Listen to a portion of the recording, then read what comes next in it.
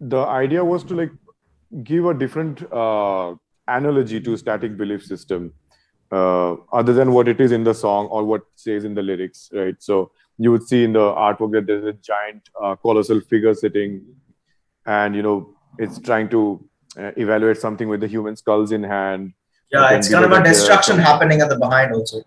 yeah, like crazy destructions happening all around. But that figure is like trying to evaluate something out of the human skulls. Okay, and there were like some prototypes below the pedestal, and people are Uh-huh. wondering like what the fuck is happening.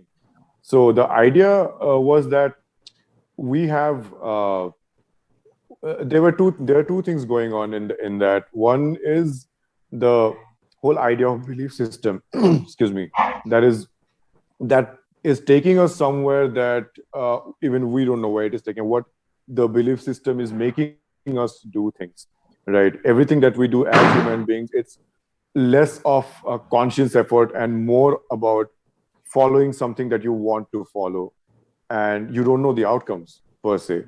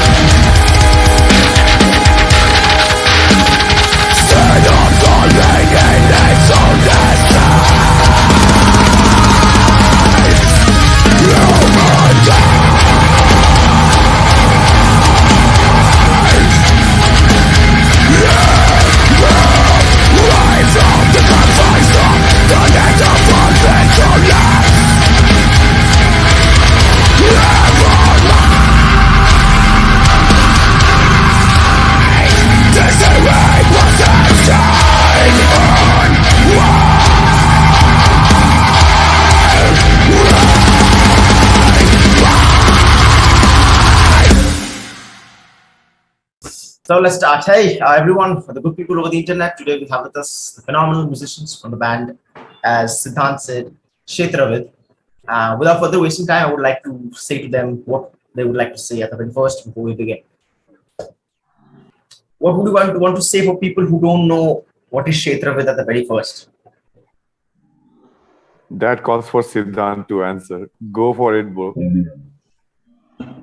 Yeah, so conceptually, uh, as a band name, I think what makes sense is that in this present age, we are seeing the world through filters, and the world is also seeing as an individual through a filter. So I think that conditioning is happening every day as we move into the future. What needs right now is a catharsis or a process to know oneself, like what we are, what is our purpose in this life, what we are up to do, what we are up to rather to do something.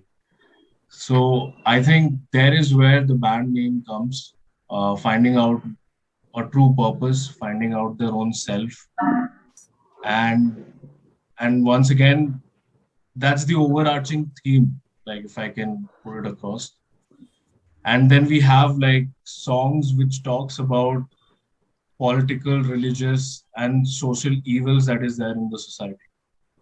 So again, the idea is to make sure that regular people, individuals who are a part of the system, gets connected, or rather, the content is relatable is in a sense that they know that fine, this is actually happening with us. And talking about static belief system, which is our recent release. Yes. This is our second serving from the EP that we are currently writing, which we are currently working on. Now, going from the artwork, static belief system signifies that there is this monolith who has descended on Earth, and the crowd that is in front of this monolith is looking at the structure in dazed eyes, like I don't know what it is and who this is. and what it needs. Like that's the aspect that we get from the crowd. And in that in that context, this is everything which is around us. Like talk about religion, we don't know if it is good or bad. It's just directive principles. Once we are practicing it, once we are, leading it in our day-to-day life, then we know, okay, this is good or bad. So the song signifies the belief system which in its static core wants to, like, control and make everybody, fearful. Okay, like this is bad or this is good, whatever.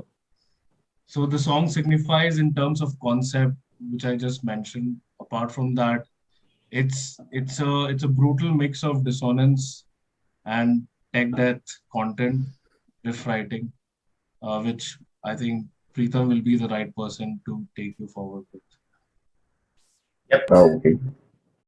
in terms of the sound. Yeah, definitely. Yeah. So as Siddhant rightly mentioned about the whole, the concept behind Ksetravid and static literature. So I personally, as you know, that Shubhanu, like the kind of bands which I have been listening while growing up in my age, it has always been heavy metal. Other than heavy metal, I used to listen, other aspects of genres like blues or funk. Definitely, it has got the relation with the heavy metal, as we know about that Latin fifth stuff, which is the devil's song. So when it comes to Shetrawit, when we started off writing Management Crisis, that was during COVID time, and we were facing loads of challenges at that point of time because I was in Calcutta.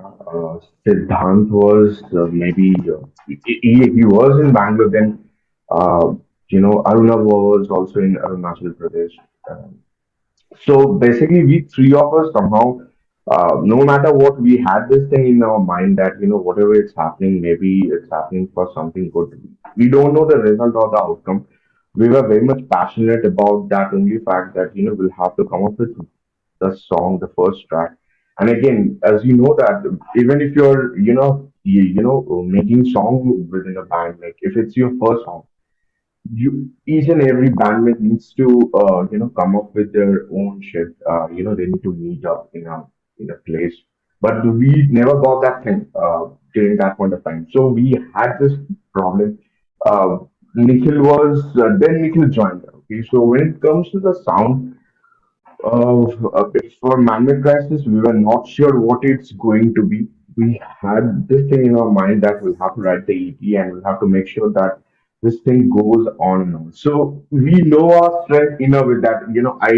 I have a thing to play, more of like death metal or tech death, or I try to incorporate my styles from modern metal. When it comes to Arunav, he's totally into. If you look at his playing structure, like how he composed his bass line for the first song, he was slapping throughout the song. But for the second song, he was playing totally different. So that was the main theme. So we always wanted that whatever is our strength, we need to focus on that so that we can evolve and we can name that sound as our signature. So after completing 3 to 4 songs, maybe then we will definitely be able to say that okay, anybody from this world can by listening and they can say that okay, this band, this is Shitra, okay, this is something which we are looking for. I mean, as a band. So I think Arunav or Nikhil will be able to tell more about the sound, and I think they're a good person. Yeah. Oh, oh, pretty interesting. Yep. Cool. Wait, maybe I'll. So I've been through these two songs, and although like releasing two contents are not exactly, it can't really be used to say like how far we've come and all that, but the change, I've definitely seen the change in the style of playing and the way we compose things, because Preetham, he like at any point of the day, if you ask him, he just play me something, what's going on in your mind, and he'll deliver you like some 10 more riffs with that. Okay, he's like a broken tap of a riff machine, I would say. Okay, so so the thing with Man-Made Crisis, what happened back then was, again, too many riffs were coming out, and we couldn't cherry pick any one of them because everything sounded nice. Plus, we were going through a lot of lineup changes because finding a drummer was getting more challenging for us. For any good band, really, finding drummers are really difficult. Okay, so then I thought, then my job there came to uh, make arrangements from whatever we have, because in our previous bands we have seen this. Okay, if we sit in songwriting, we keep writing things, and then at a point we get saturated of like delivering things that, and then it's not structured. So structuring things were something that I was uh, keen on. So that's when that's how man-made crisis basically happened. There are less number of chugs and more of, you know, arpeggiated riffs and stuff. So arranging it was kind of fun, really. Then uh, at the end of it, we found the perfect drummer for us, which is Nikhil, and he really nailed the song. And so we're super glad that, yeah, at least like the kind of music that was coming out of our head is now uh, justified and delivered in the best way possible now. So that was happening, and once, and parallelly, the whole crude idea of static belief system that now it is was going on back then, and the shaping the song took place from every end. It was not just from the riffs and point of view or the drumming point of view. Um, there were a lot of structural changes that had happened, even keeping the vocal lines in place. What does this particular line say at this point? Should the music be more aggressively increasing, or should it like take a small step back and let it flow? How should the solo be? So writing the second song was, I would say, a little bit more matured approach from all of us. Really, it was little well thought and put together in that way, because again, second song had a lot more number of riffs, and it was going like 8+ minutes. Okay, if you think about it, but then we reduced it because you really wouldn't want to hear that heavy stuff going on for 8 long minutes, and you'll probably get old. So uh, that was going on, and then once the songs were done, then Nikhil was working on the drum lines, and like everything was going on. Parallelly, we had to work on the artwork. So one really talented friend of ours, which Preetham introduced to, he has been taking care of the artwork, and we had to. No, he took care of the logo. So okay. the very first logo was designed by me. It was a very crude thing just to get things going. So the logo that now we have is slightly inspired from the previous one. Like you'll see the third eye thing going in the second, both the and logos. the font especially. So, yeah, the font now the font changed a little bit. Now it looks a little more matured, a little more perfected, I guess. So that happened. The logo change happened, and then in terms of the artwork, Static Belief System had a, you know, it's kind of self-explanatory. Okay, both the songs, Man-Made Crisis, Static Belief System, it basically gives you out what this could be about. So the idea was to like give a different analogy to Static Belief System, other than what it is in the song or what says in the lyrics, right? So you would see in the artwork that there's a giant colossal figure sitting, and you know, it's trying to evaluate something with the human skulls in hand. Yeah, it's kind of a destruction happening at the behind also. Yeah, like crazy destructions happening all around, but that figure is like trying to evaluate something out of the human skulls. Okay, and there were like some prototypes below the pedestal, and people are wondering like what the fuck is happening.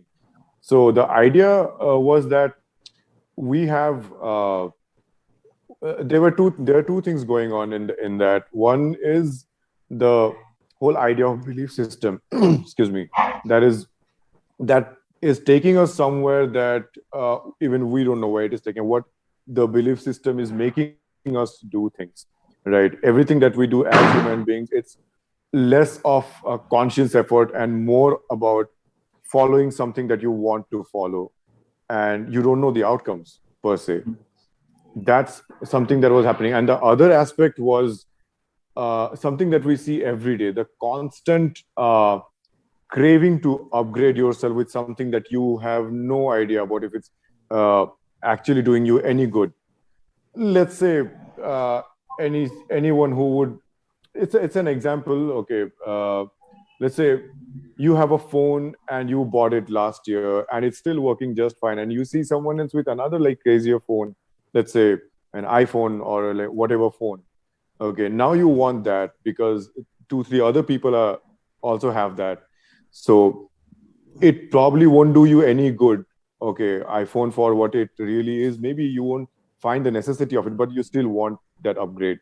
Okay, and forget that. Even let's say the whole cosmetic industry, okay, is like the whole obsession with fairness in our country. You constantly want to change yourself to make you feel better, whether it's of any utility aspect to you or not. It's more about aspect over utility. Sorry, aesthetics over utility. So that's what we try to portray here. That the colossal figure that we have, it's trying to evaluate something to bring out better human, superior form of human beings, and all the people, and there are prototypes in the pedestal. Now people there are wondering and they're looking at it and they want to upgrade it to that. Okay, that was one aspect of it. In one other way, you can see it as that human beings are like they have really fucked things up now, and this figure is could be the actual messenger of God, someone who really created this, and now they're like, okay, human beings, stop. You didn't like take the world anywhere around how we thought you would, so it's time for you to fuck off. So let me create some superior beings to like finish you off and like redefine everything that we had actually planned for. So these are the three different aspects that we try to put through one artwork. That was the vision, and it came out really well. Now, yeah, talking about the rhythm section, it's much more diverse than Man-Made Crisis, how it was. Uh, in this song, there are, in terms of bass lines, I try to play more melodic bass lines, and a solo section where the bass is backing the guitar solo. That was going on. Plus, I tried to incorporate the lines to with the drums that is going on. There are certain places where we tried to do some peppy stuff. I think Nikhil would be able to tell you more about the drumming part of it. Yep, yep. Yes, absolutely. Yeah. So let me actually begin with how man-made crisis started out. So these guys sent me a MIDI file. I would call it the black page, like how Frank Zappa had given to the drummer. Black page is basically the name black page came about because the entire page was filled with notes, and it was very difficult to read, and all those polymeters and all were there. And these guys sent me the man-made crisis MIDI file. I was like, what in the hell is going on here? Right. So I wanted to tell something because see, I think Ksetravid really changed the the kind of playing I do. Because I would say because of Man-Made Crisis, because it is not an easy song to nail, and I still don't know if I'm doing justice to it, but I'm surely getting there. But once we started writing Static Belief System, I think we had a little bit more freedom to you know explore different parts aspects of writing and all. And I started feeling like the kind of playing I did would be more towards giving space where it's required, and adding those fills in certain spaces, just having it's all about the dynamics, is what I feel, because you need a high point, you need a low point in your life to feel the high point in your life, right? So I tried my best to do all of this. So as like speaking about the song, we can say the solo, right? Sorry about that.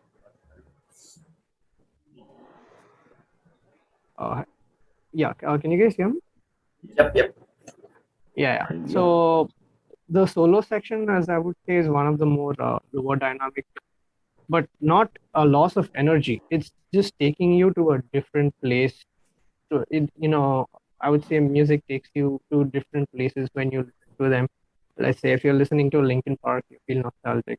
When you listen to Slipknot, there's a different kind of feeling you get. And our kind of music is a little bit towards the heavier side, and having a solo, or a little bit more open-ended sound during the midsection, it really changes how the listener feels, and it suddenly sparks something up in their brain. It's like, wow, what's going on here? Right. This is what I'm talking about when I say dynamics. Right. The listener should be able to feel the emotions of the artist.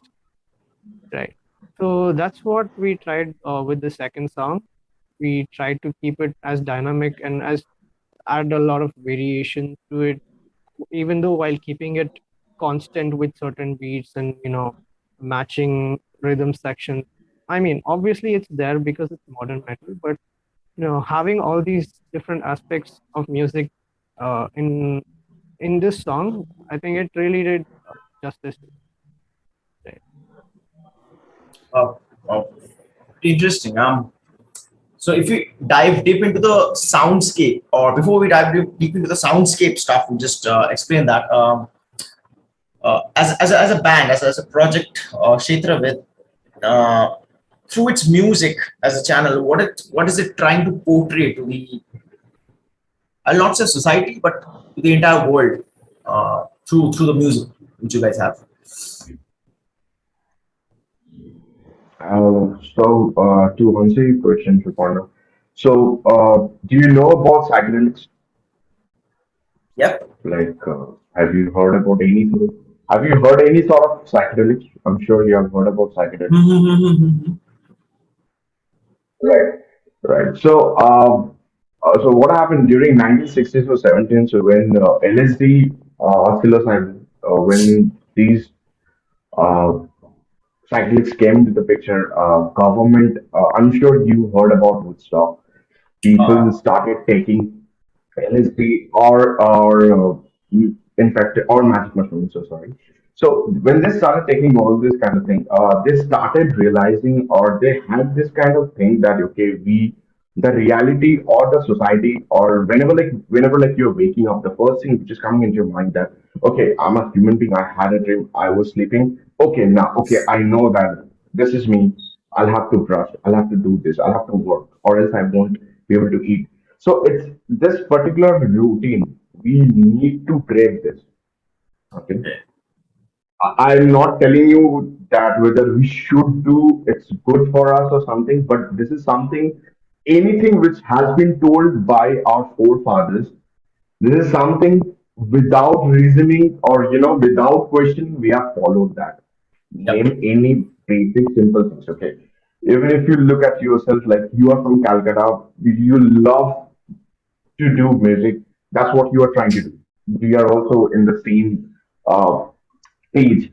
But know what? We know that at the end of the day, we need to work because we are living in a country where we won't be able to survive ourselves, right? So to me, when it comes to Kshetravid, whenever like we are trying to create any kind of sound or the kind of music which we are trying to focus, okay, it is talking about having that ego death when you're taking that psychedelics for the first time, you're trying to realize, okay, so this is something which I have been doing. I could have done it better. It is about realizing your own not errors. Through errors, you will definitely be able to grow properly. But again, you need to know yourself. So that is it's all about. Kshetravid is a Sanskrit word. It pushes you to realize what you are capable of, and knowing the fact that you don't belong to anybody. We don't belong to this planet. Okay? We just came, we evolved, and we are totally going against nature. That's why everything is coming back to us, be in the form of COVID or any natural calamity. There are plenty of stuff which we will be facing throughout our years. So this is the Kaliyug, you can say that.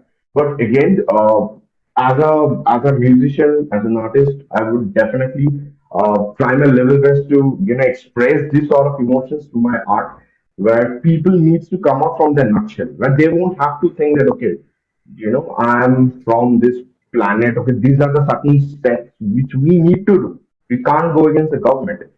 So I mean, this is a rough idea. You can say, yeah.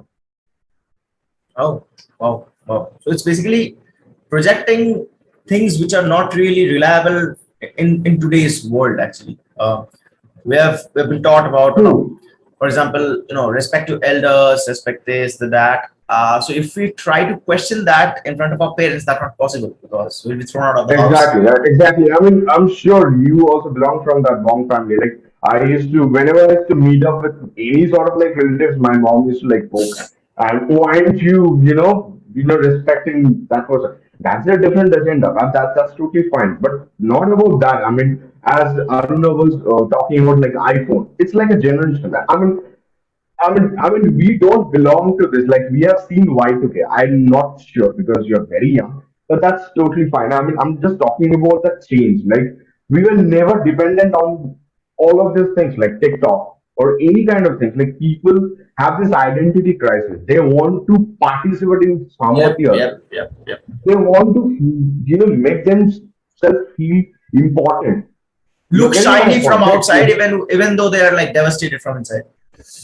Right, right. So these all things are actually, hampering the art. I mean, in a broader way, musicians from India or any artist from anywhere of this world, they're, you know, definitely not doing justice. Like, coming up with 30 seconds reels, they are, you know what I mean, right? Any Yep. sort, because in this today's world, I can put a camera, I won't be even playing, okay? There are videos.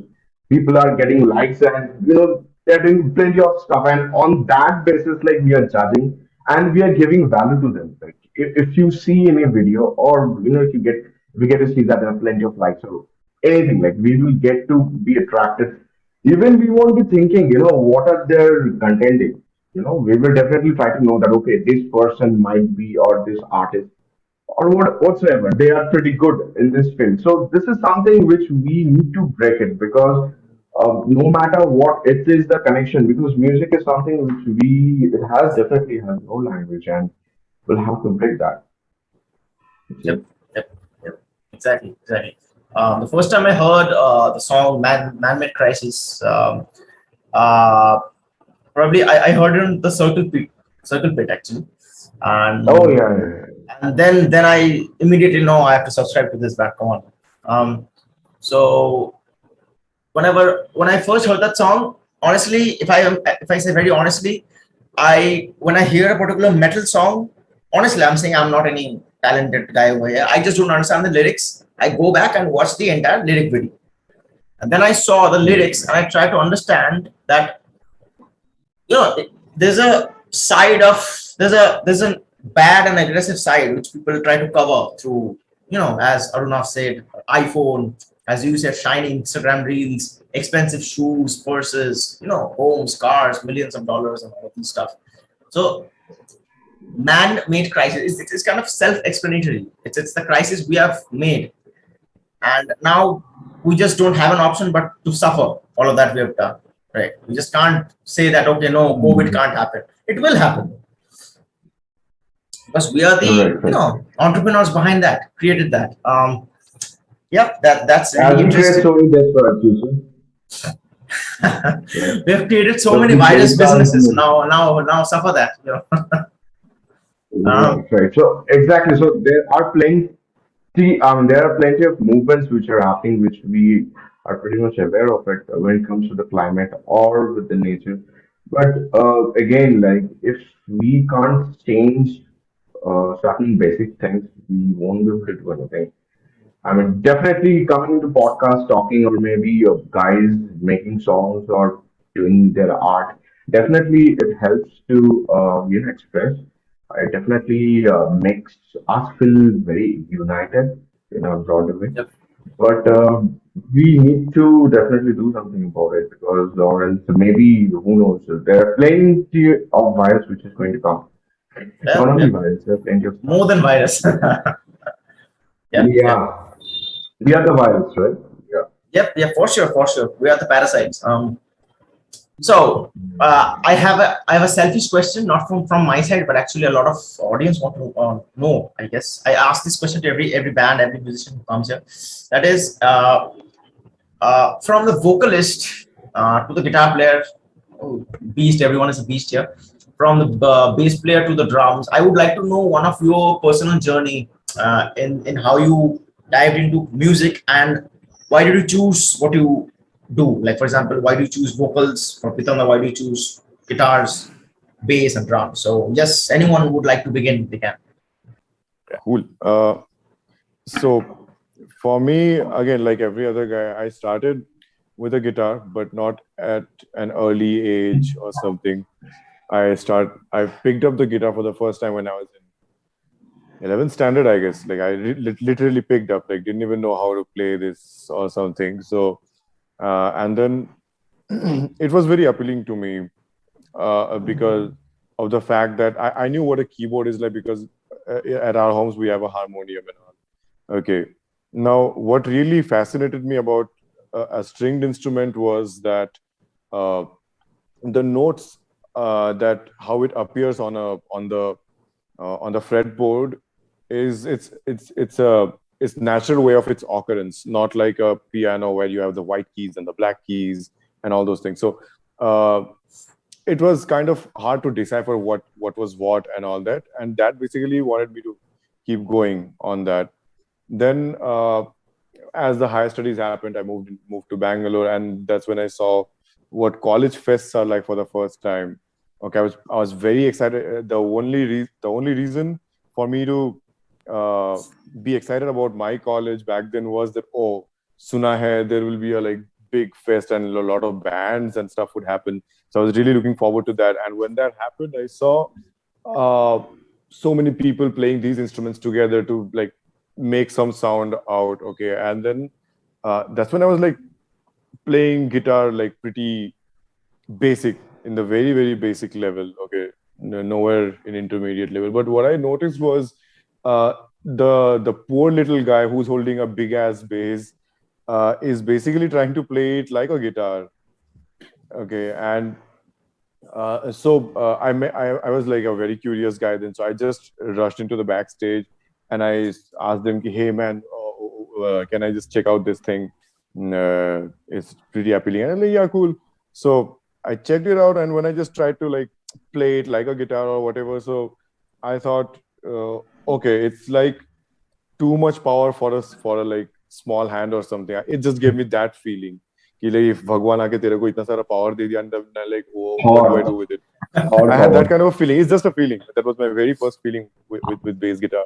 Then I thought, okay, I give it a thought. Let me borrow a bass from someone and see what I can do with it.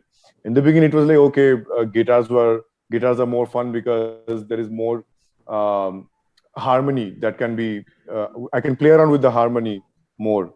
But then when started going through some demos of people playing bass and all, then I thought, okay, it gives me a very different perspective. I like the sound of the bass when someone takes a bass solo, or when someone uh, tries to play some melodic lines other than just to play with the kicks or something. So that no one really taught me. I just got the very first idea of what a bass does. Then I did a lot of research and stuff.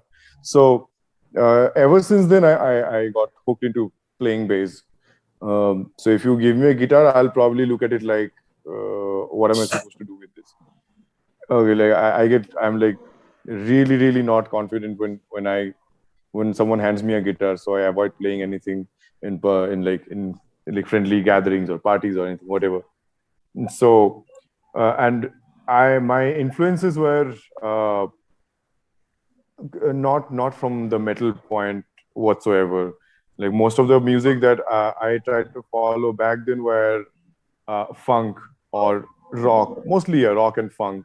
Slowly, I uh, moved towards R&B a little bit, and then for a very short period of time, I tried to do a little bit of jazz.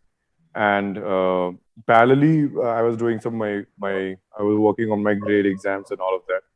So just after I finished my college, I luckily got to play with some really good bands, versatile bands, like versatile as in terms of genre.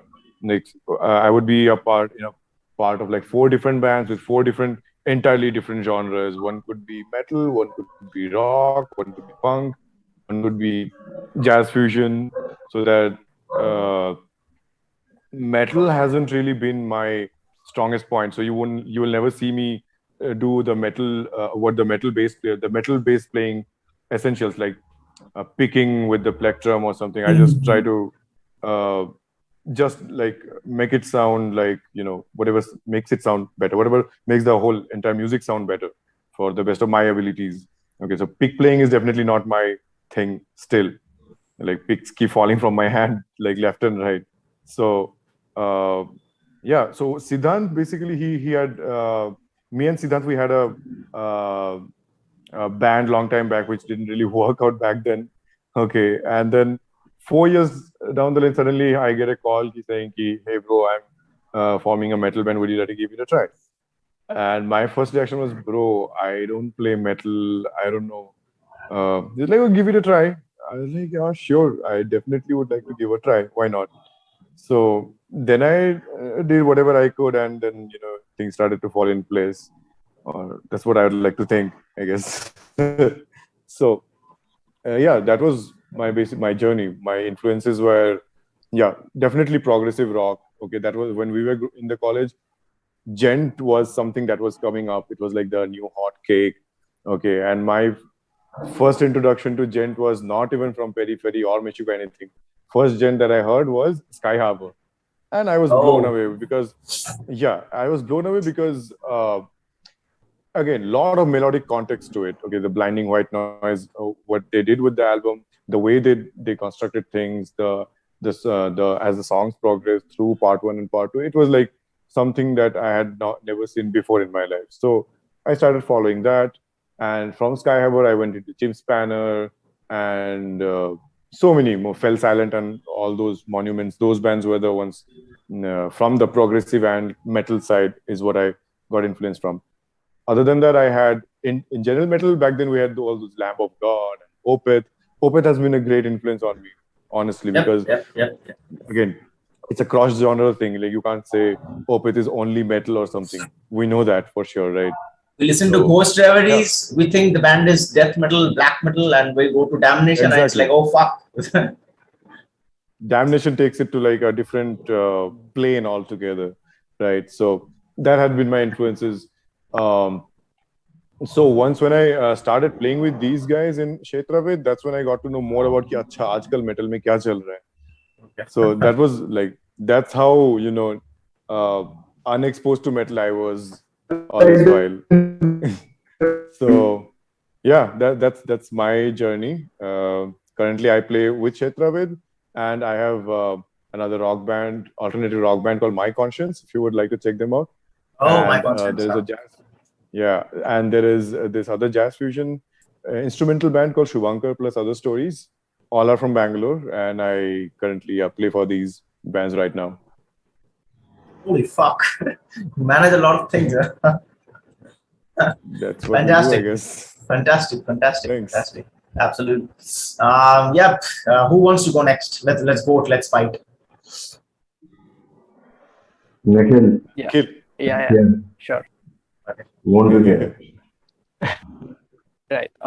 So it all began when I was small and I started banging utensils just like any other drum. Okay. And my mom decided no more banging utensils. You go bang the drum. So I joined That classes was when I was, convenient. yes, it was very convenient. Yeah. So I started classes, very basic stuff. I went to the music store and they were like, "You're not tall enough to reach the kick drum yet." So please do continue with the, practice pad. Utensil. No, no, I mean, people still had to live in my house peacefully. So I shifted to practice pad, right?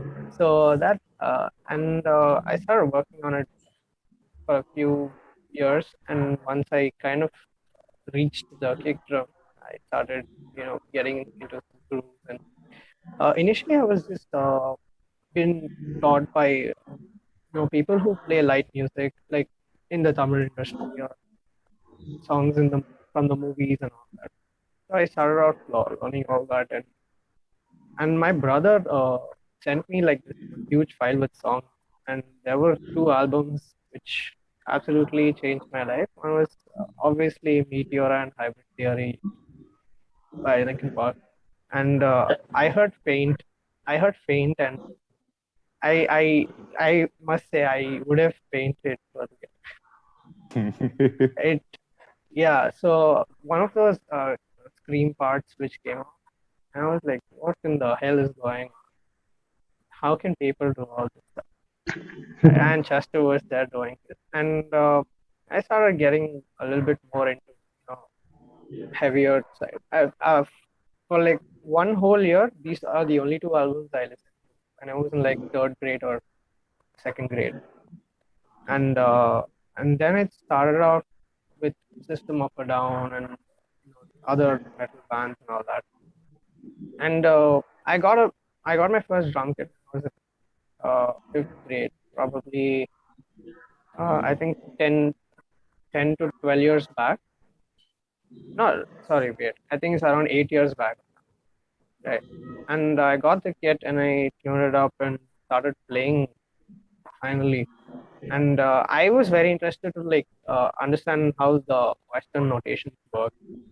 Back then, it was just they had a completely different system where the teacher that taught me, they had a completely different system of like writing sheet.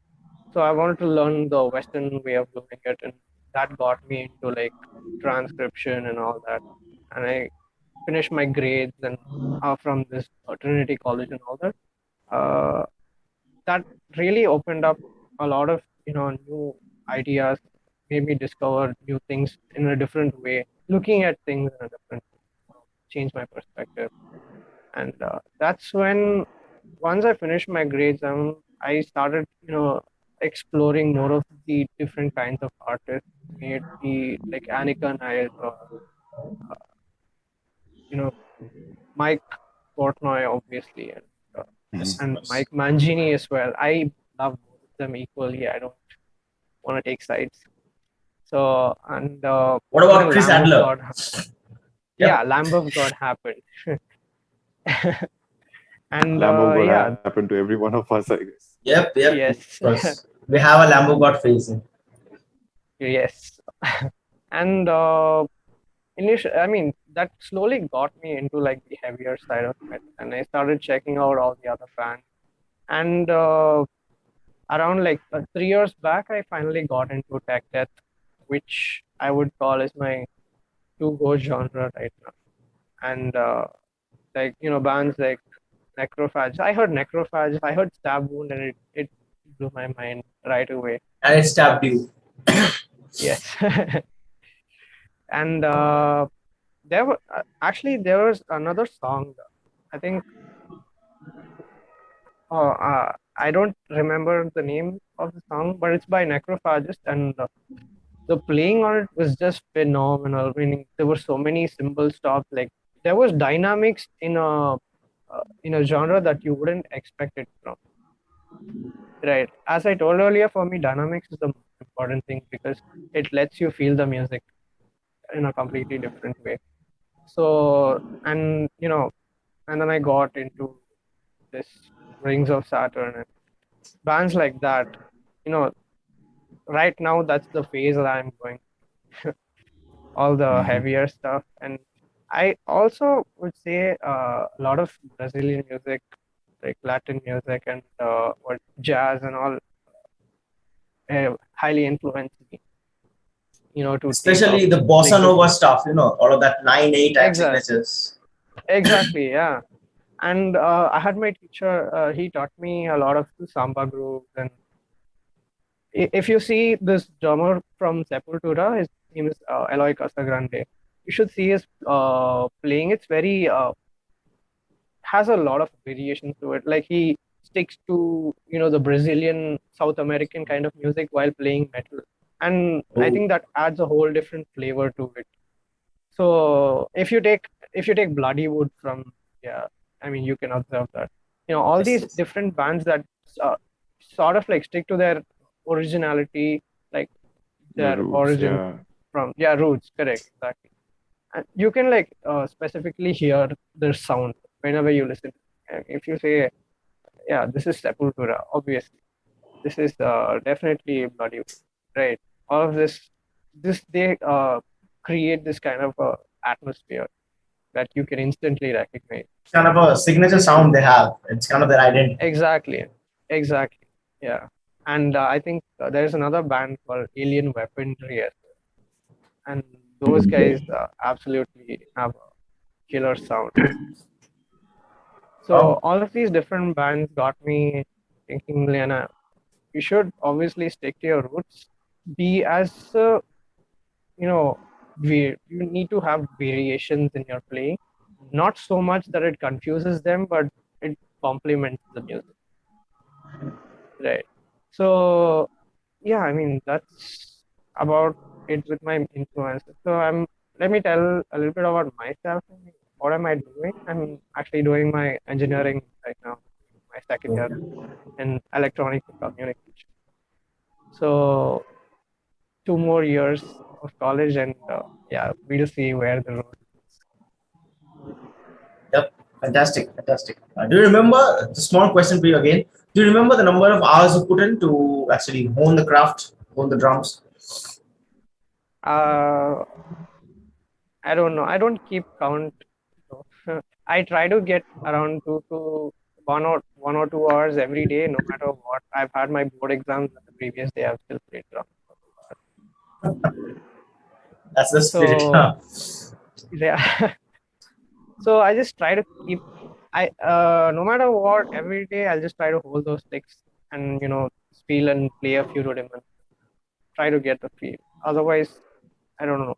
Every day you need to be connected to your instrument, and that's what I feel.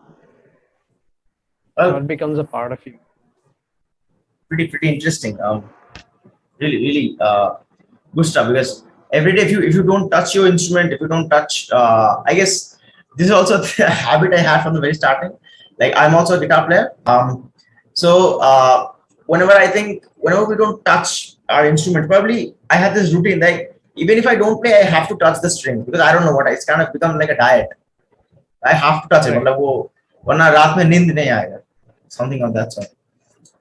So yeah, pretty interesting. Yep. Who is next? Siddhant or Pritanda? Siddhant has Top been the critic. silent spectator all this while, man. Come on. Yeah. Siddhant, please. Oh, all right. Thank you so much, guys. Appreciate the opportunity. Uh, my journey just very ordinary, like everybody else that I've come across. Most of the individuals that I've come across. Uh, I think if I can say music is basically an outlet for me for my nervous energy, and it has always been the same since I was in school. So as a as an individual, I wasn't that great with studies. I used to just make sure that I pass, to be honest. Yep. Oh, yeah. Quite average in terms of grades. However, my strong points were always co-curricular activities. Like I used to participate in a number of debates, extempores, quizzes, Western solo, Eastern solo, essay writing, English, Hindi elocution, all of that. So from the very childhood days, I was quite accustomed to the stage. and it came naturally. I didn't force it. It just came up naturally. And uh, I always found one thing is that I wanted to control the crowd. So there were days where, like, as I remember, as I speak now, that when I'm elocuting, I wanted to like control the crowd in a way that either they are standing up or they're sitting down, and that kind of reciprocated over time into music. Because when I was listening to music at that day, of course, I was listening to a lot of Linkin Park, a lot of Limp Bizkit and Green Day and Hoobastank, and Creed and all of that sort. But then when I was listening to all these genres, I always felt that it's not enough.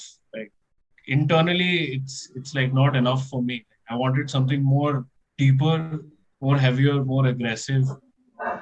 And I come from a city which is Jamshedpur, and I always found that like heavy metal aspect because there are factories everywhere, chimneys, and yeah, like machinery, heavy machinery everywhere that I could see. That it was extremely metal for me from the very childhood. So that that need for heavy and darker aspects of life always existed. And there, when I reached Bangalore for my education, so one good thing happened is that my college, where I finished my studies from, Dalan Sagar, it had like many good bands from college, from where many good bands came out. Like I can name a few for you.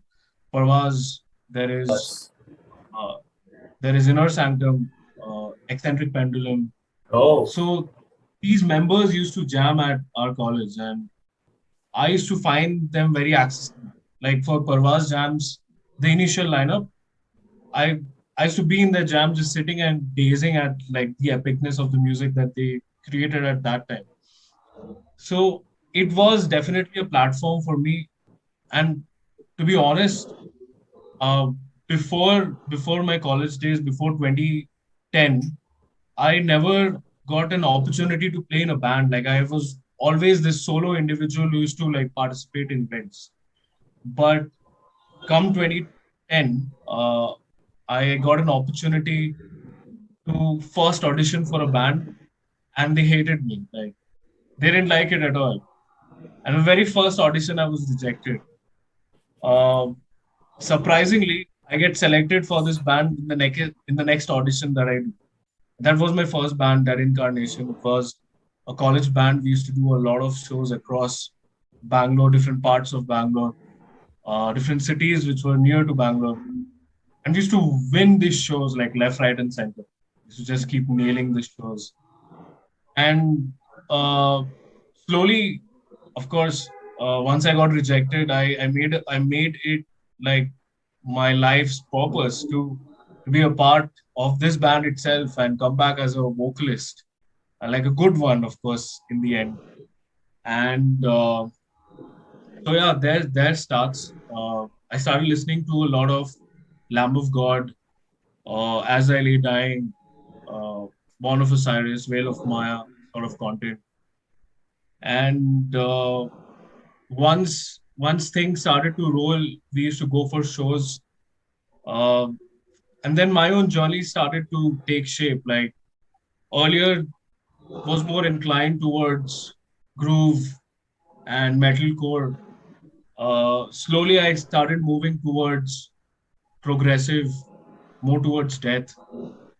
Started listening to a lot of Meshuggah, like Jen Skidman shaped a lot of my vocal techniques over time, and I was able to understand what are these off signatures, how it works, and these are few aspects which I do implement in our songs as well. Like at the same time, once as the year progressed, I of course realized that being in India, I if I am just a musician, it will not pay my bills.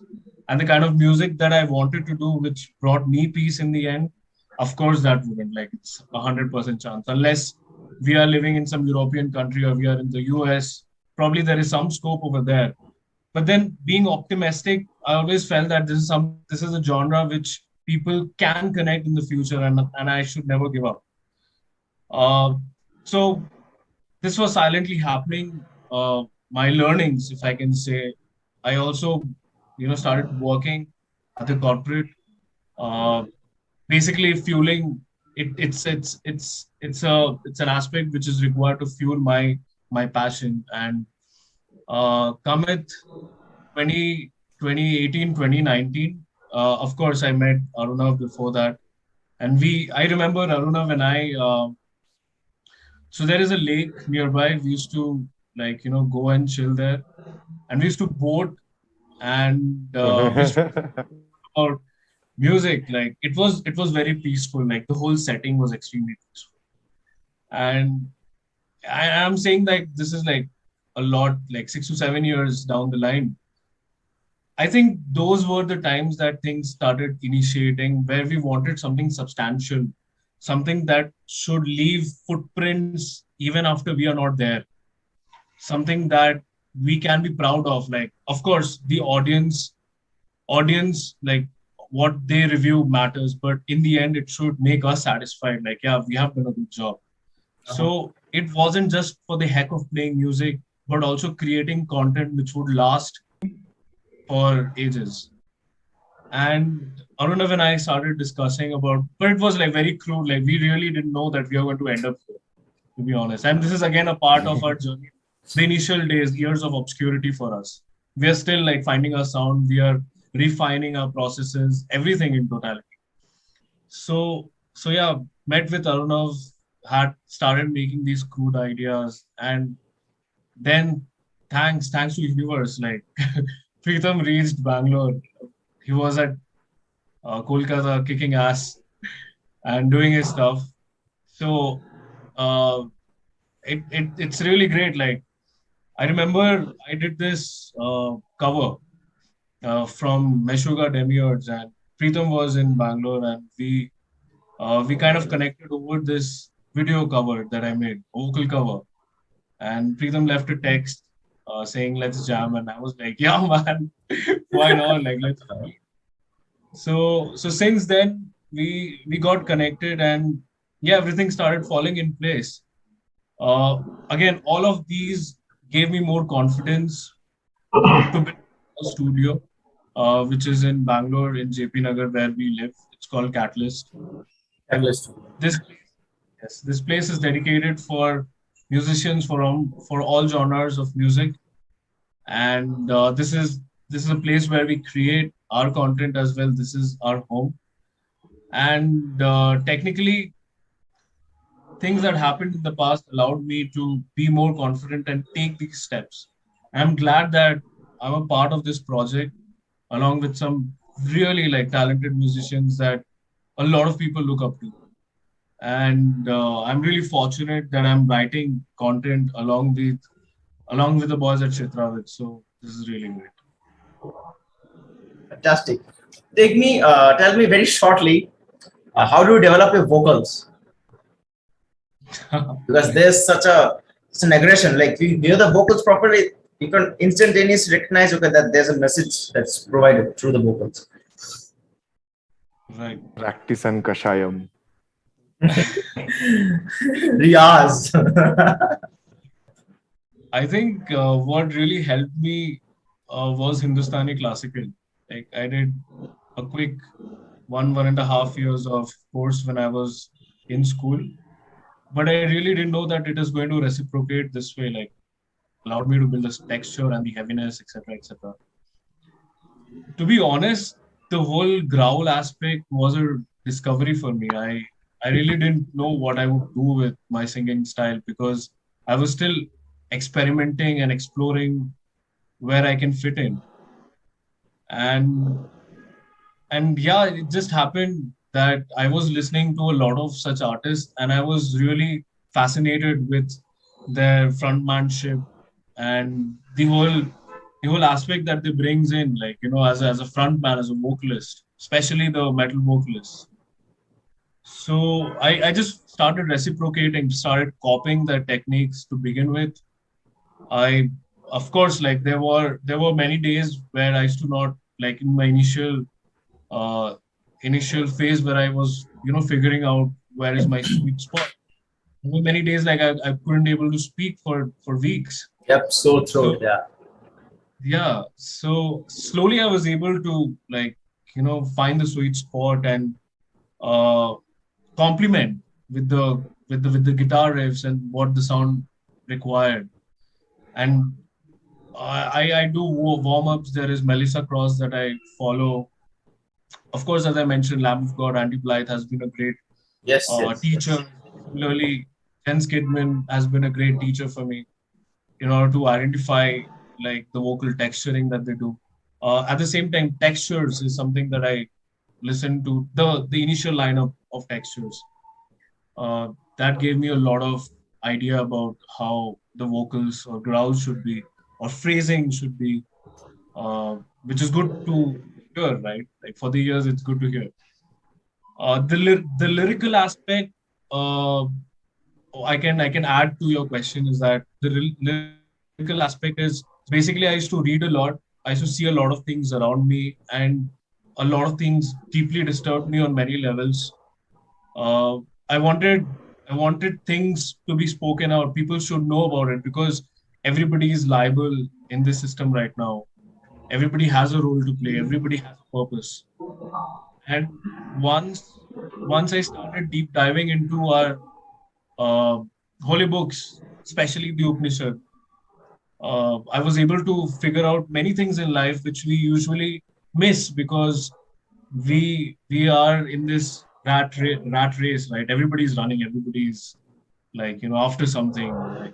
Everybody is a part of this illusion, right? So yeah, so there were many things that I was missing out, and I was able to identify because of like these great books, and of course the music required something which was deep enough. I Yes. hope that answers.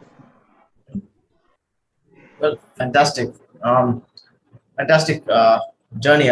So before I go ahead when talking to Pitanda, first and foremost, I would like to say when I was actually learning to play the guitar, I was still learning, of course. I was probably it was only 1 year time span. I picked up the guitar, and the first time I saw Pitanda play, and I thought, okay, the only thing left to do is give up. Honestly, because it's just fucking crazy what he does with the instrument. So yep, that's what I had to confess to Pitanda for a long time. Yeah, Pritanda, yeah, please go ahead. Like I know you from Evil Conscience, if I'm not wrong. No, you're not wrong. Oh, okay, no, I'm right. I don't think we know. Yeah, we don't have much time, so I'll make it very short. So, yeah, I started playing guitar back when I was in class 12, class 11, 12, 11, 11. So, during that time, my classmate buddy, you can say like Orno, the vocalist of Will Conscience. So he, me, and Niloy. I'm sure you might be knowing this guy called Niloy, No, who used to uh-huh. play drums with us, who is Lizard Skin Dance Studio's owner. So he used to be a kick-ass drummer back in our days. So there we were actually we belonged to one particular school, and we were actually discussing, how we can come up with bands and all. But I was never interested, or I was not sure whether I will be able to play guitar. Because these folks, they were the one who were like, forcing me to, to play guitar and all. At the initial stage, I was not at all serious. Yeah, so what happened? So my first guitar was not in I couldn't arrange that money to get that first guitar. So me and Deepak at that particular time we used to have this band called Death is Only the Beginning. That's a diet B. So the bassist is called whose name is Deepak. So we both actually contributed and got our first guitar with our pocket money. Okay, so that's how it started. Like for 3 days, I used to keep that guitar at my place, and we used to use that guitar. That's like a long, long, long time back. Okay, so that's how we started. Then we started playing. Okay. we are to proceed with the whole thing. So again, we didn't even ask for any sort of like financial help from our family. That was the main thing. And we started working for any kind of like promotional stuff. Like I was working for Xbox 360, and back then I was in like what? So with that point of time, like we were arranging funds, to get electric guitars and all.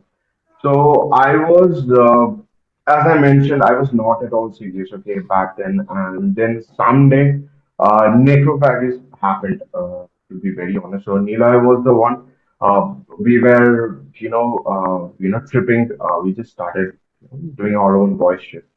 So he was the one who introduced me to necrophagus, and that was the day when I decided that okay, I was totally blown away. Okay, I mean, how on earth can this be possible? I was totally no, definitely. I was very much inspired and I was totally in shock. And yeah, that was the main particular important day which actually inspired me to play. And then how it started, like we started arranging funds, and I was very much like I was a good listener. Like I used to listen to as everyone's favorite, like Linkin Park, Limp Bizkit, Metallica, Korn, this sort of like bands, for the 90s kid, totally.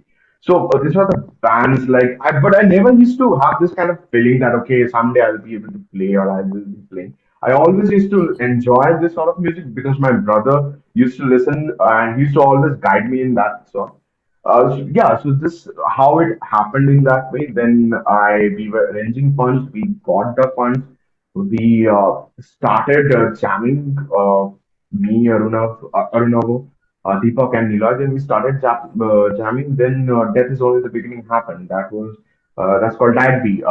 Like before Evil Conscience, it was Diet B. So then I'm sure you have heard about this gig called Pit. Have you Ha heard ha ha about this ha show ha called? ha. So we and back then Fossils, Chandrabindu, any Bengali rock bands, they were the one who actually was ruling Calcutta at that point of time. And yeah, this is how it started. Then we arranged for this metal show called Pit, where to us, Dad B, Noise Academy, Mosh Pit, Chronic Zone. There were like six bands, who came, who tried to organize the first ever metal show, proper metal show in Calcutta. That's called Pit. And we started off with the first version, and it came definitely from our pocket. And then at the initial stage, definitely we were facing some challenges. Then, through time, we got sponsors, and then things started happening. That was very organic. And at that point of time, Orkut and Facebook was there. There were no Orkut. Instagram or Yep. TikTok or right. So this is how we came up with community concept, how we can build. Because without the people, we are totally nothing. I mean, you'll have to understand that in order to make it for the long run, you'll have to make your art and you'll have to ensure that this art, I mean, your work is done, definitely, but definitely you can promote, but the main work needs to be done by the people who likes your stuff. Like, even if you're coming up with any kind of melodies, you have to ensure with the people around you how they are spreading the thing. So this is how it happened. Then that we started playing, and yeah, things started rolling properly. We started playing many shows, many competitions back then. For a metal band, we never used to have this kind of concept that okay, we will record the whole stuff, then we'll play directly for the shows.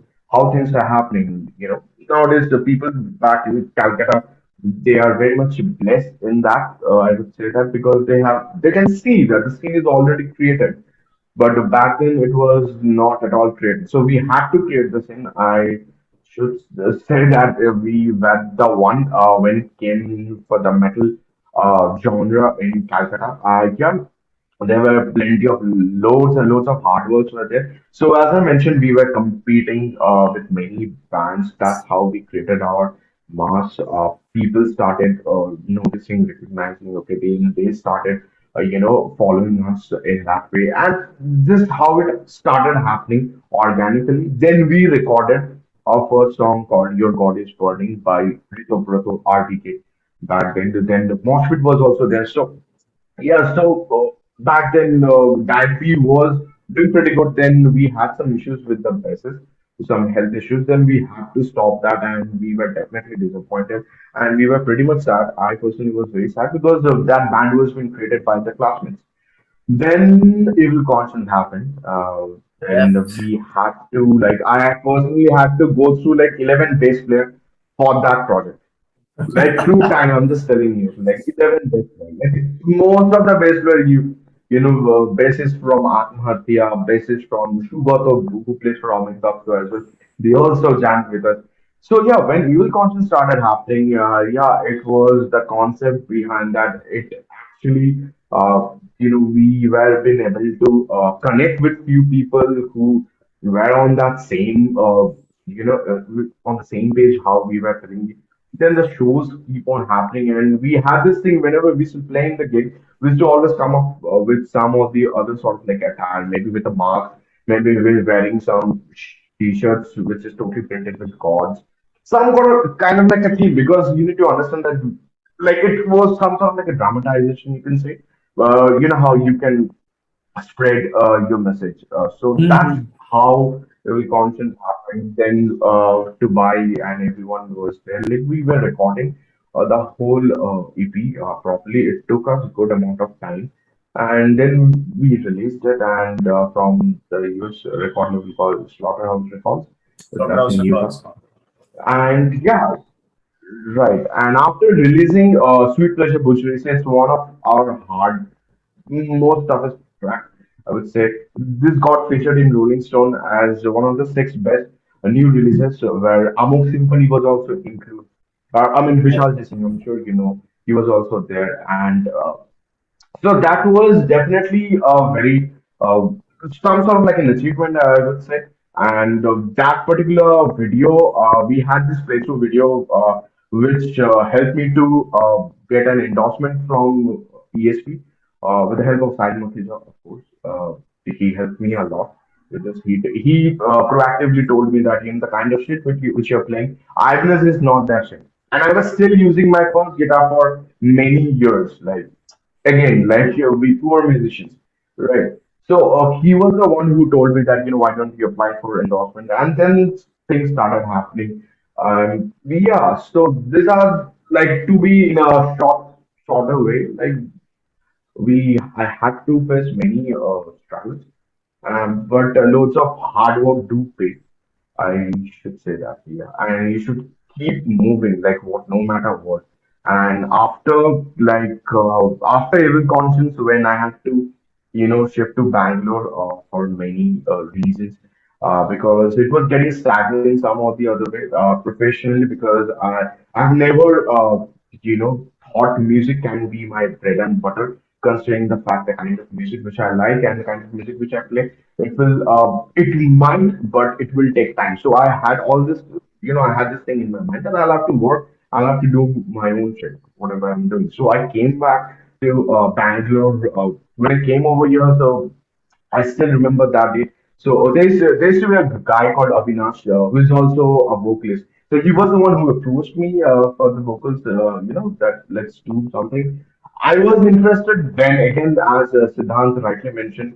When I saw his video, I was totally blown away, and I thought, okay, let's because I checked his profile. It seems like he's from Bangalore, and I was also asking Kaushal as well from Godless. I'm in the city. Maybe we can do something. Because no matter what, even if there are no people, I will try my level best to do my own shit. So I contacted the Siddhant. Then we during our first visit, like he described about what was going into his mind, coming up with a band, or maybe a project or a collaboration. Then we started off with that, and I was during 2019. So it was pretty much like on and off discussions which we both were having. Then we came down to a conclusion when okay, things we need to take it forward. At that point of time, me and Siddhant was there. Aruna was not there, though he was a part of his. band long time back, which he was talking about. So then we were going to play, loads of musicians from Bangalore for the guitar player, for the bassist, for the drummer, the kind of genre, the kind of music which we are looking for. As Siddhant always used to say that don't compromise on your stuff. Whatever comes into your mind, please play. We will look. That's I always used to say that. Are you sure the drummer? We need a drummer who will be able to good with 240 BPM to 22 30 BPM, which is definitely not an easy task for any Indian drummer. So yeah, so these were the things like which never acted as a hindrance or like a blockage to create something. So me and Siddhant, we were very much determined to do something. Then we started, but we were on that loop that we need to get good musicians, good human being, who for the long run. So then Aruna joined. And that was the day I actually got the strength, thinking that, okay, it's happening because it always used to be like, me and Siddhant, like we both were in, every day we used to like talk in how things we can do. I used to always, share my feelings. I was very much desperate and was a little frustrated. But again, when Arunav came into the picture, things totally got changed, and we were very much focused on writing songs because that was our first song. Again, then COVID thing happened, which I was explaining. So we were totally in different cities. We were trying to connect through phone calls, WhatsApp. The first part of a Man-Made Crisis trick I created the while me and Aruna we were on call. Like that was the whole shit. So I was sending the track, even the last breakdown. Aruna did that like through from his place. So everything was happening naturally. We never had to push in that way. So the first song came out really well, considering the fact maybe all of the members are from the scene, and then we approached Nikhil, and yeah, it was pretty good. It is still going good. We had some issues with lineup, but again, these are all the part of the scene. But yeah, this is my journey, and if you ask me the influences. Um, Ingve Malmsteen, Paul Gilbert. These are the old school players like which I really look up to because Necrophagus is one of my favorite bands. I have a tattoo of that particular band. I'm really crazy about that band. So Malmsteen, which I feel that he is a great arranger when it comes to Western classical music, and definitely Indian classical and Western classical music is something which inspires me a lot. And there are plenty of metal bands which I can name, but again, when it comes to tech death or any subgenres, if you say. So these are the artists which actually inspired me a lot.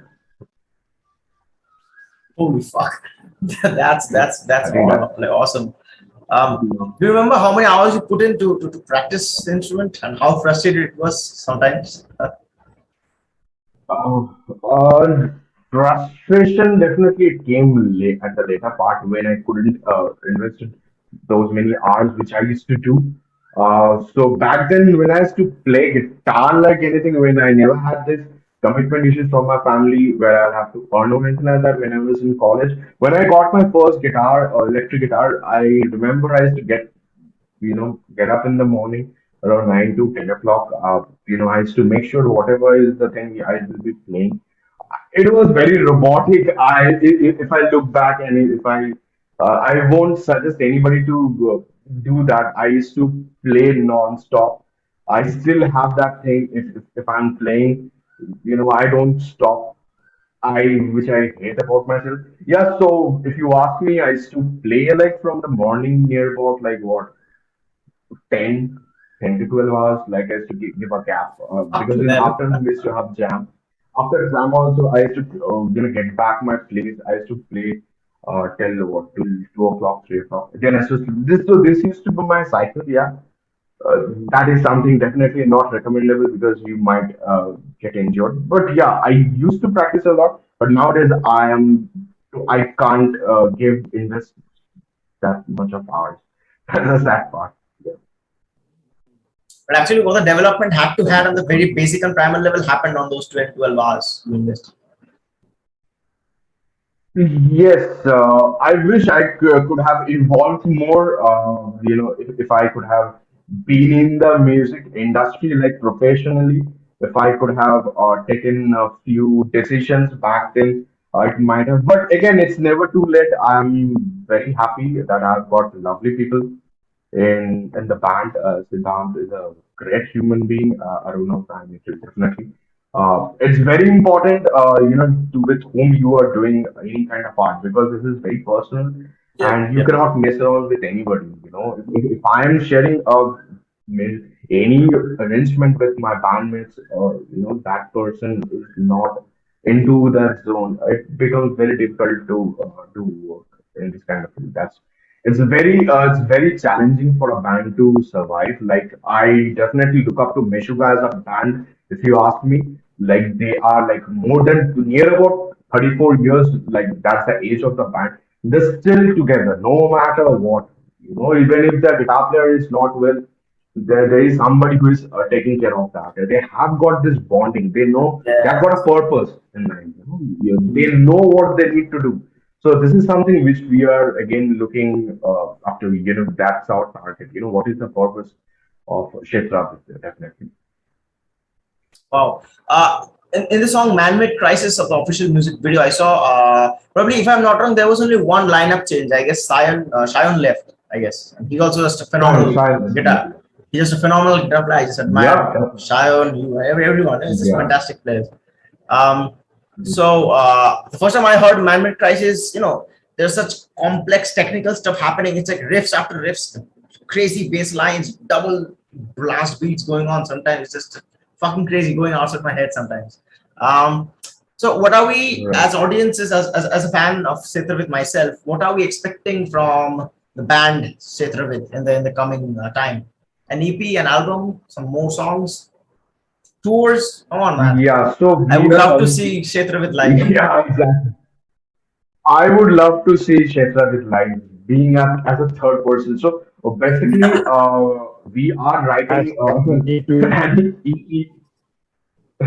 We are writing the EP, okay, as of now. We are just focusing on 5 songs, and that's named as Catch 22. Though we have a plan to release by this year, so we are trying our level best to get out, get some time and record and finish it off as soon as possible. Because the recording part, if it's done, it might take time because that won't be in our hand. Whosoever will be producing us. So this is what is happening here inside the camp. And apart from that, in regards to shows, to be very honest, from Calcutta, like we are getting inquiries, but again, due to some lack of ownership from the organizer's perspective, it is not materializing. But yeah, there are certain good days which will definitely come into the picture. Hopefully, will come in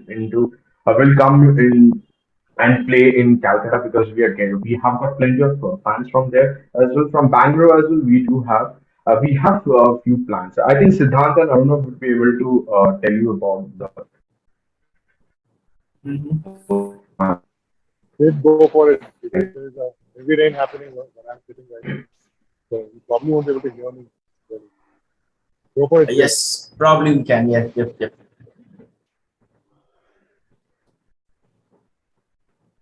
Yeah, so Siddhant. rightly mentioned by Preetham, uh, we are focusing currently in a 5-track EP, uh, getting all our energies together to make sure that the next song is even more heavier, more brutal, more aggressive Yeah, in fuck terms of yes. riff. Exactly. In terms of riff writing, in terms of the content, in terms of the concept, which allows a person to look at darker, deeper aspects of life. So uh, ensuring that it creates a benchmark with every song that we release, and we are getting all our energies together to make sure that the EP is out by the end of this year or in the first half of the next year, so whichever is earliest.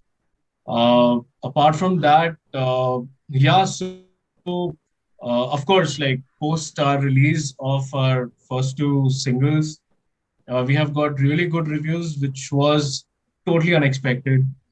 never thought about that we are going to get so much love from the listeners, that people reaching out to us and talking about the music, eh, rather you know connecting with it in their own ways and forms. So these were completely unexpected aspects that we never really thought. Like, it's very surprising, and people are loving it. The audience is loving the sound, loving the riff writing, loving the concept and everything that is going with it. And we are planning to keep adding more value to the concept that we have, keep adding more value to the sound that we have created. In the end, it's all about experimentation. Over time, I think, this is just my point of view. Over time, we might probably include native instruments like the veena, the Oh my flute, God. the santoor, the tabla, and try and amalgamize with the sound that we have. And so yeah, like, the whole aspect is experimentation and finding a right balance between what we have in mind. Uh, Talking about shows, we I wouldn't say that we are really desperate to play a live gig, but then we want to see what kind of effect it has, like, in terms of our music, what kind of effect it has in life, like, because in the end, it's an audio visual aspect which builds a great show, isn't it? So with the sound, with the audio, we also are focusing a lot in the visual part, because the whole idea is to provide a 360-degree effect in terms of the audience. So again, these plans are really big. We need the right team to support us. We need the right set of promoters, organizers, marketing, in order to support us, the creative bit in order to support us, and very soon. So there are few things in the pipeline that we are focusing on. I think these cards are going to get unfold in the next couple of months. And yeah, just hoping for the best so that we can deliver it to our audience. Fantastic. Really love the songwriting process the entire band goes. So I don't know what do you smoke. I don't know how do you write it, but I really love it. So uh, I have a last question from you three. So I need 3 points. Okay, one left. Okay, one is joining again. 3 points. One important point for a musician who is artist and musician who is doing something and want to get somewhere. So 1 point from each of you, one advice to musicians who are starting out, or maybe musicians who are or artists doing something for a while and not getting anywhere. So one prime point on this topic from each and every one of you.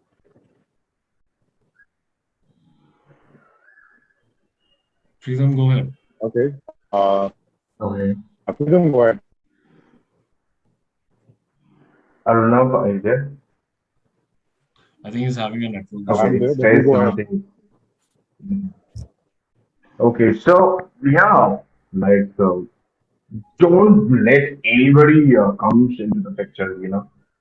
Any person, any situation might arise who can be a blockage, whatever you are so passionate about, because that is something that is coming very natural to you. That's how you are connecting with it. Never let that thing go, because that's a spark which defines you. Maybe not, it can happen that nobody knows you, but theek hai yaar, we are not living our life for others' validation, right? We want to have our own thing intact so that we can proceed with it with a force. So never ever forget from where you belong, your source, your roots.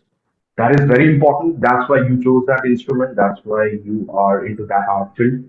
Don't let that thing banish you in that way. So please proceed, no matter what, because we are in India and there are loads of uncertainties like COVID and any kind of thing.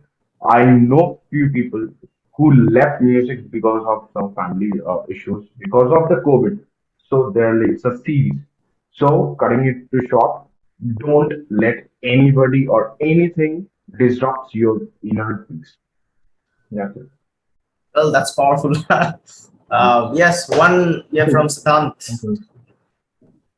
I think what's necessary, I will reiterate once again, is to find your true self, to know your true self, and connect to the universe which is in front of us. We spend a lot of our time, like in the journey that we take, we spend a lot of our time knowing where we will fit in, but instead it's very easy. It's not that difficult. So knowing your true purpose in life is prime most important.